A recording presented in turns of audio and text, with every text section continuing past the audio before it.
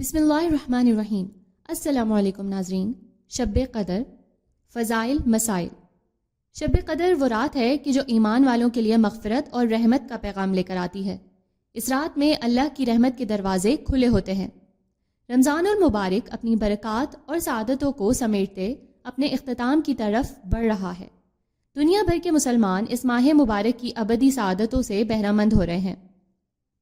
روزہ اور دیگر عبادات کے ساتھ ساتھ اللہ رب العزت کی بارگاہ میں اپنی حاضری پیش کر رہے ہیں۔ اپنے گناہوں کی معافی مانگی جا رہی ہے۔ طویل قیام و سجود سے اپنے خالق و مالک کو راضی کرنے کی کوشش کی جا رہی ہے، اور دوسری طرف اللہ تعالیٰ کی رحمت کا دریا بھی جوش پر ہے۔ ایک عمل کا اجر 70 گنا عطا کیا جا رہا ہے۔ گناہ معاف کیے جا رہے ہیں، درجات بلند ہو رہے ہیں۔ اس حسین ماحول میں ایک عظیم رات کا تذکرہ بہت ہی مناسب ہوگا، جس کا ذکر خود اللہ رب العزت نے اپنے کلام پاک میں کیا ہے۔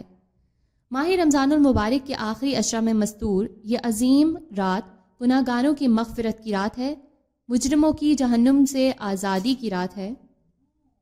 یہ عبادت، ریاضت، تسبیح و تلاوت، درود شریف کی کثرت، نوافل، صدقات، خیرات، عز و نیاز مندی، مراقبہ و احتساب عمل کی رات ہے۔ اس رات کو شب قدر اسی لیے کہتے ہیں کہ اللہ تعالیٰ نے اس میں ایک بڑی قدر و منزلت والی کتاب، ایک بڑی قدر و منزلت والے رسول صلی اللہ علیہ وآلہ وسلم پر ایک بڑی قدر و منزلت والی امت کی رہنمائی اور اصلاح کے لیے نازل فرمائی ہے۔ چونکہ اس شب میں اعمال صالح قبول ہوتے ہیں اور بارگاہ رب العزت میں ان کی بہت قدر کی جاتی ہے، اسی لیے اس کو شب قدر کہتے ہیں۔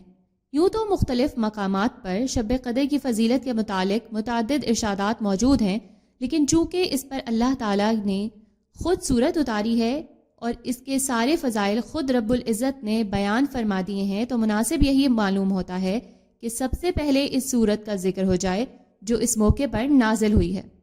اس صورت مبارک میں ارشاد ہوتا ہے، ترجمہ: بے شک ہم نے اس قرآن کو شب قدر میں اتارا اور آپ نے کیا جانا کہ شب قدر کیا ہے؟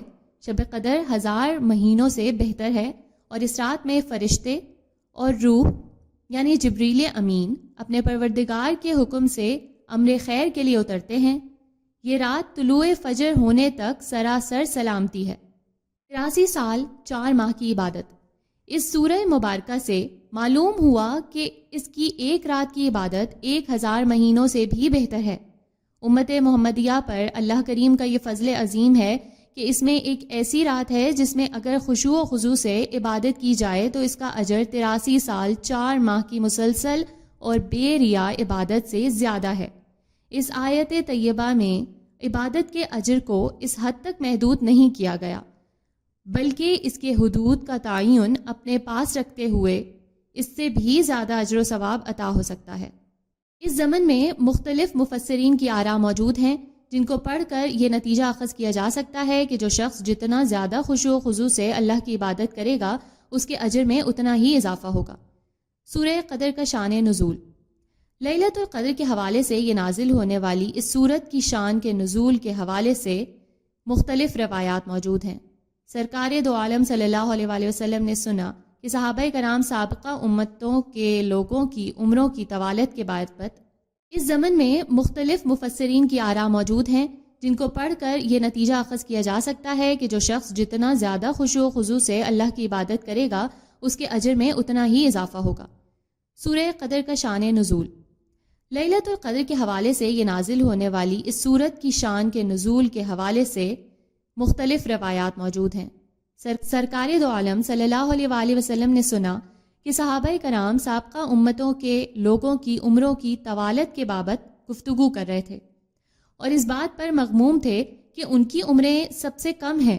سابقہ امتوں کے لوگ اعمال میں ان پر سبقت لے جائیں گے، اور بعض جگہ یہ بھی ذکر ہے کہ رسول اللہ صلی اللہ علیہ وآلہ وسلم نے خود خیال فرمایا کہ میری امت کے لوگوں کی عمریں کم ہیں، تو اعمال میں دیگر امتوں کے لوگ سبقت لے جائیں گے، جس پر اللہ کریم نے یہ آیات نازل فرمائیں کہ اگر ان آیات کے مضامین کو اختصار کے ساتھ بیان کیا جائے تو کچھ یوں ہوگا۔ نمبر 1، اللہ کریم نے اس رات وہ کتاب نازل فرمائی جو بنی نوع انسان کی ہدایت کے لیے ہے اور ان کے لیے دنیاوی اور اخروی سعادت کا سامان ہے۔ نمبر 2، اس صورت مبارکہ میں لیلۃ القدر کی فضیلت کو سوالیہ انداز میں بیان کیا گیا ہے، اور اس کی اہمیت کو اجاگر کیا گیا ہے۔ نمبر 3، اس میں امت مسلمہ کو خوشخبری دی گئی ہے کہ اگر تم اس ایک رات میں عبادت کرو گے تو آپ کو 1000 مہینوں کا اجر و ثواب ملے گا۔ نمبر 4، اس رات میں فرشتے نازل ہوتے ہیں اور اللہ کی طرف سے خیر و برکت لے کر آتے ہیں، اور یہ سلسلہ طلوع فجر تک جاری رہتا ہے۔ شب قدر کی علامات۔ حضرت عبادہ بن صامت رضی اللہ تعالیٰ عنہ سے کی جانے والی ایک روایت میں شب قدر کی درج ذیل علامات بیان کی گئی ہیں۔ یہ رات چمکدار اور صاف ہوتی ہے، نہ زیادہ گرم اور نہ زیادہ سرد، بلکہ خوشبودار اور معتدل ہوتی ہے۔ اس رات میں آسمان کی طرف نگاہ اٹھا کر دیکھنے سے دل میں سرور کی کیفیت پیدا ہوتی ہے۔ اس رات میں شیاطین کو آسمان سے پتھر نہیں مارے جاتے۔ شب قدر کے بعد آنے والی صبح کے سورج میں گرمی اور تیزی نہیں ہوتی۔ بعض بزرگوں نے اس رات میں درختوں کو سجدہ کرتے بھی دیکھا ہے، جبکہ یہ بھی بیان کیا گیا ہے کہ اس رات میں کھارا پانی میٹھا ہو جاتا ہے۔ شب قدر پوشیدہ کیوں ہے؟ اللہ تعالیٰ اور اس کے پیارے حبیب صلی اللہ علیہ وآلہ وسلم کا کوئی بھی کام حکمت سے خالی نہیں ہوتا۔ مختلف علماء نے مختلف حکمتیں بیان فرمائی ہیں، لیکن یہاں پر صاحب ضیاء القرآن حضرت جسٹس پیر محمد کرم شاہ الزہرا کی تحریر کردہ حکمتیں بیان کرنے پر اکتفا کروں گی، جو انہوں نے ضیاء القرآن کی جلد 5 میں تحریر فرمائی ہیں۔ آپ فرماتے ہیں کہ اس کو متعین نہ کرنے میں بھی کئی حکمتیں ہیں، تاکہ مسلمان اس رات کی تلاش میں زیادہ نہیں تو کم از کم 5 طاق راتیں اللہ تعالیٰ کے ذکر اور عبادت میں گزار دیں۔ اگر رات متعین کر دی جاتی تو لوگ صرف اسی رات کو جاگتے اور عبادت کرتے، نیز اگر اس رات کو مقرر کر دیا جاتا تو اسے ذکر و عبادت میں گزارنے والے تو اجر عظیم کے مستحق قرار پاتے، لیکن اسے گناہوں میں صرف کرنے والے بھی سنگین سزا میں مبتلا کیے جاتے، کیونکہ انہوں نے شب قدر کو جانتے ہوئے بھی اسے خدا کی نافرمانی میں ضائع کر دیا۔ اس لیے رحمت خداوندی کا تقاضا یہی ہے کہ اسے مستور رکھا جائے، تاکہ اگر کوئی بد نصیب بے خبری میں اس رات کو گناہوں کی بھینٹ چڑھتا ہے تو اسے صرف ایک رات کا ہی گناہ ملے، اور جاگنے والے زیادہ راتیں جاگتے رہیں۔ حضرت انس رضی اللہ تعالیٰ عنہ سے مروی ہے کہ نبی کریم صلی اللہ علیہ وآلہ وسلم نے ارشاد فرمایا کہ لیلۃ القدر میں جبرائیل علیہ السلام فرشتوں کے جمع غفیر کے ساتھ زمین پر اترتے ہیں، اور فرشتوں کا یہ گروہ ہر اس بندے کے لیے دعائے مغفرت اور التجائے رحمت کرتا ہے جو کھڑے ہوتے ہیں یا بیٹھے ہوتے ہیں اور اللہ کے ذکر میں مصروف ہوتے ہیں۔ ایک اور روایت میں ہے کہ ان لوگوں سے مصافحہ کرتے ہیں جو اللہ کی عبادت میں مصروف عمل ہوتے ہیں۔ حضور اکرم صلی اللہ علیہ وآلہ وسلم رمضان المبارک کے آخری عشرہ کے لیے خصوصی اہتمام فرماتے۔ بخاری اور مسلم میں حضرت سیدہ عائشہ رضی اللہ تعالیٰ عنہ سے مروی ہے کہ سرکار دو عالم صلی اللہ علیہ وآلہ وسلم کا یہ معمول تھا کہ جب آخری عشرہ شروع ہوتا تو آپ اپنا تہبند کس کر باندھ لیتے، راتوں کو ذکر الہی سے زندہ کرتے اور اپنے اہل و عیال کو بھی جگاتے۔ سیدہ عائشہ رضی اللہ تعالیٰ عنہ سے ایک روایت میں ارشاد ہے کہ حضور اکرم صلی اللہ علیہ وآلہ وسلم جتنا مجاہدہ رمضان المبارک کے آخری عشرہ میں کرتے اتنا کسی اور عشرہ میں نہ کرتے۔ بخاری اور مسلم کی ایک اور روایت میں ہے کہ سرکار دو عالم صلی اللہ علیہ وآلہ وسلم نے فرمایا، جس شخص نے ایمان کے ساتھ ثواب کی نیت سے شب قدر میں قیام کیا اس کے سابقہ گناہ معاف کر دیے جاتے ہیں۔ ابن ماجہ کی ایک اور روایت ہے کہ سرکار دو عالم صلی اللہ علیہ وآلہ وسلم نے ارشاد فرمایا کہ جو مہینہ تم پر آیا ہے اس میں ایک رات ایسی ہے کہ جو 1000 مہینوں سے بہتر ہے۔ جو شخص اس کی سعادت سے محروم رہا وہ ہر بھلائی سے محروم رہا۔ نیز فرمایا کہ لیلۃ القدر کی سعادت سے صرف بد نصیب محروم رہ سکتا ہے۔ ابن ماجہ میں ہی ایک اور روایت ہے کہ سیدہ عائشہ صدیقہ رضی اللہ تعالیٰ عنہ فرماتی ہیں کہ سرکار دو عالم صلی اللہ علیہ وآلہ وسلم رمضان المبارک کے آخری عشرہ میں باقی دنوں سے بہت زیادہ کوشش فرماتے تھے۔ غنیت الطالبین میں حضرت سیدنا عبد القادر جیلانی محبوب سبحانی ارشاد فرماتے ہیں کہ لیلۃ القدر میں زمین کا کوئی ٹکڑا ایسا نہیں ہوتا جہاں فرشتے سجدہ یا قیام کی حالت میں مومن مردوں یا عورتوں کے لیے دعا نہ مانگ رہے ہوں۔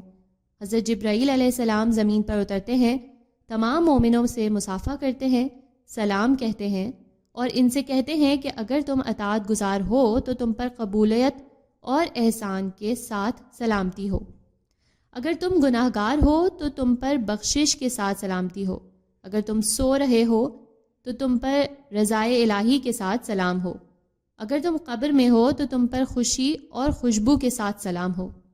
شب قدر وہ رات ہے کہ جو ایمان والوں کے لیے مغفرت اور رحمت کا پیغام لے کر آتی ہے۔ اس رات میں اللہ کی رحمت کے دروازے کھلے ہوتے ہیں۔ جو رزق مانگتا ہے اس کو رزق عطا کیا جاتا ہے، جو عافیت مانگتا ہے اس کو عافیت عطا کی جاتی ہے، اور جو صحت کا سوال کرتا ہے اللہ کی بارگاہ سے اس کو صحت کا تحفہ عطا ہوتا ہے۔ جو خیر و برکت اور بھلائی کی دعا مانگتا ہے اس کو خیر اور بھلائی عطا کی جاتی ہے۔ اگر کوئی بے اولاد اس عظیم رات میں اولاد کے لیے دست سوال دراز کرتا ہے تو اس کو اولاد کی دولت سے مالا مال کیا جاتا ہے۔ یہ وہ معظم رات ہے جس میں اللہ تعالیٰ اپنی شان کے مطابق جلوہ گر ہوتے ہیں اور دوسری طرف فرشتے روئے زمین پر گلی گلی ہر کوچے میں پھیل جاتے ہیں۔ اللہ کی رحمت پکار پکار کر کہہ رہی ہوتی ہے کہ ہے کوئی بخشش طلب کرنے والا کہ اس کو بخش دوں، ہے کوئی مغفرت چاہنے والا اس کو معاف کر دوں۔